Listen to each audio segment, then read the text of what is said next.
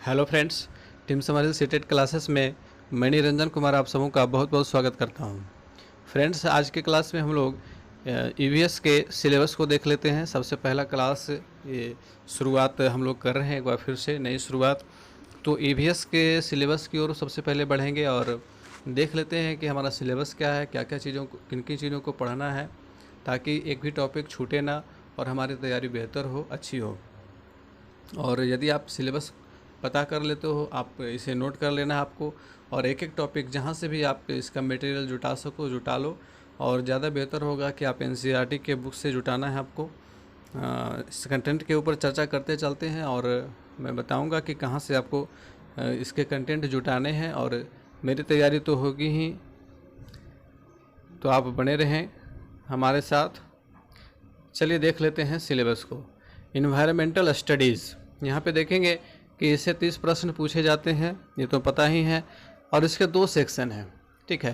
पहला सेक्शन है कंटेंट और दूसरा सेक्शन पेडागोजिकल इश्यूज़ का रहता है।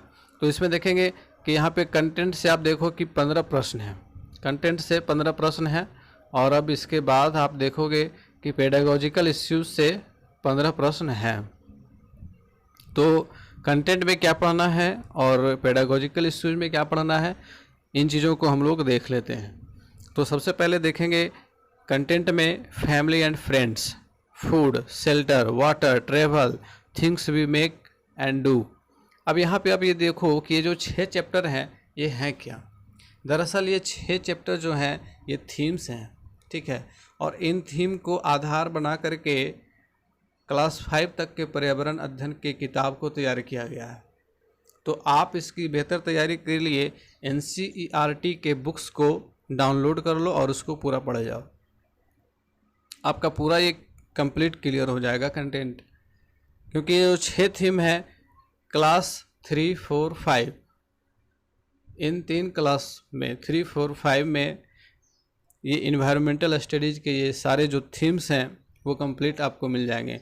1, 2 में भी है, लेकिन 1, 2 में काफ़ी बेसिक लेवल का है, तो वहाँ से भी सवाल पूछे जाते हैं। तो आप सबसे पहला काम ये आपको करना है कि एनसीईआरटी के क्लास 3, 4, 5 के बुक को, ईवीएस के बुक को डाउनलोड कर लेना है और उसे पूरा पढ़ जाना है। बहुत ज़्यादा आप लोगों को वक्त नहीं लगेगा। एक बुक पढ़ने में मुश्किल से 2 घंटे लगेंगे, 2 से 3 घंटे लगेंगे। और उसमें जो इम्पोर्टेंट नोट्स होंगे आप उसे अंडरलाइन करते चलो या फिर अपने नोटबुक में नोट करते चलो, तो यहाँ से आपका प्रॉब्लम सॉल्व हो जाएगा।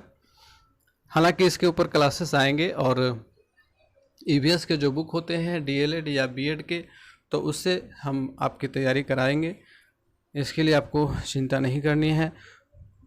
और अब देखते हैं पेडागोजिकल इश्यूज़, अर्थात जो शिक्षण शास्त्रीय मुद्दे हैं उससे सवाल रहेंगे।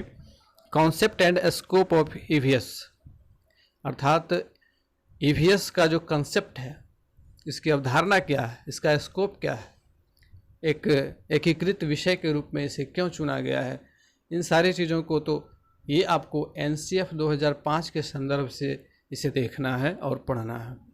Significance of EVS, integrated EVS, EVS का जो सिग्निफिकेंस है, महत्व है, क्या है। इंटीग्रेटेड ईवीएस क्या है, एकीकृत, मैंने अभी चर्चा की कि एकीकृत रूप में ईवीएस को पढ़ाया जाता है, तो ऐसा क्यों। तो इसके लिए सबसे बेहतर है कि एनसीएफ 2005 में जो ईवीएस का पार्ट है आप उसे पढ़ें।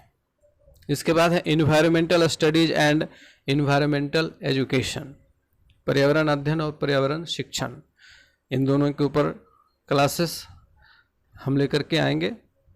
सारे टॉपिक्स के ऊपर क्लासेस आएंगे। हालांकि मैं यहाँ आप लोगों को सजेस्ट करते चलता हूँ कि आप सेल्फ तैयारी ज़्यादा करें, क्योंकि सेल्फ तैयारी जो है ना वो आपको ज़्यादा बेटर समझ देती है। सबसे ज़रूरी चीज़ है कि सिलेबस को समझ लेना है और किन किन चीज़ों को पढ़ना है, कौन कौन से टॉपिक्स को पढ़ना है, इसकी पूरी नॉलेज होनी चाहिए। और आपका एक सेपरेट नोटबुक होना चाहिए प्रत्येक सब्जेक्ट के ऊपर, और एक एक टॉपिक आप उसमें कहीं से भी ढूंढो उसको, इंटरनेट के थ्रू, एनसीईआरटी के बुक्स के थ्रू, बहुत तरह के यूट्यूब पर चैनल हैं वहाँ से, तो वहाँ से आपको, लेकिन आपको ये ध्यान रखना है कि आप जो भी पढ़ो ऑथेंटिक होना चाहिए, सही होना चाहिए, शुद्ध होना चाहिए। ऐसा नहीं है कि आप गलत चीज़ों को याद कर लो। इसके बाद है लर्निंग प्रिंसिपल्स, अधिगम के सिद्धांत। और अधिगम के सिद्धांत आपको लगभग सभी जितने भी विषय हैं सभी विषयों में पढ़ना है, तो विषय के संदर्भ में पढ़ना है, ठीक है। Learning principles. इसके बाद scope and relation to science and social science. Scope and relation to science and social science, विज्ञान और सामाजिक विज्ञान में क्या स्कोप है और इसके बीच क्या संबंध है। इसके बाद देखेंगे अप्रोचेज ऑफ प्रेजेंटिंग कंसेप्ट्स, अवधारणा को प्रस्तुत करने के क्या अप्रोच होने चाहिए, इन सारी चीज़ों के बारे में पढ़ना। अगला है एक्टिविटीज़।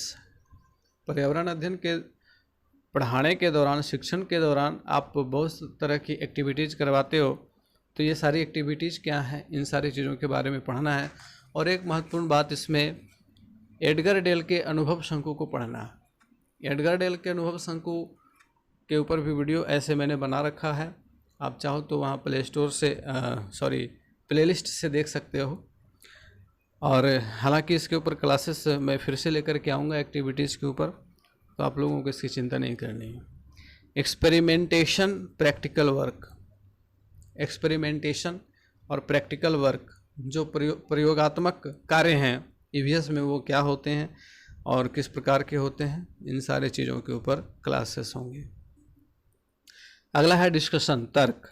और उसके बाद है CCE, continuous and comprehensive evaluation, ठीक है, सतत एवं व्यापक मूल्यांकन, CCE। इसके बाद है टीचिंग मटेरियल एड्स अर्थात TLMs। ईवीएस पढ़ाने के दौरान बहुत सारे TLMs का उपयोग किया जाता है और TLM के ऊपर क्लासेस आए हुए हैं, आप देख सकते हो चाहो तो। ऐसे में एक फ्रेश क्लास इसके ऊपर भी लेकर के आऊँगा। और लास्ट चैप्टर है प्रॉब्लम्स। ईवीएस पढ़ाने के दौरान, ईवीएस शिक्षण के दौरान जो समस्याएं हैं उसके ऊपर पढ़ना है, किस तरह से उन समस्याओं को हैंडल करना है, बच्चों को किस प्रकार से समझाना है, इन सारी चीज़ों के बारे में पढ़ना है।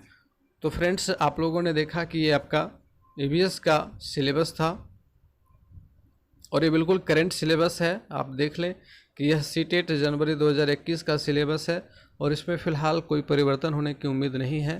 परिवर्तन तभी होगा जब NEP 2020 पूरी तरह से लागू हो जाएगा और उसके अनुसार जब CBSE इसको फॉलो करेगी तो फिर सीटेट के सिलेबस में बदलाव होंगे, लेकिन फ़िलहाल अभी बदलाव नहीं होंगे। आप इसी के अनुसार तैयारी अपनी करें। तो फिर से मिलते हैं अगले क्लास में, तब तक के लिए गुड बाय, टेक केयर।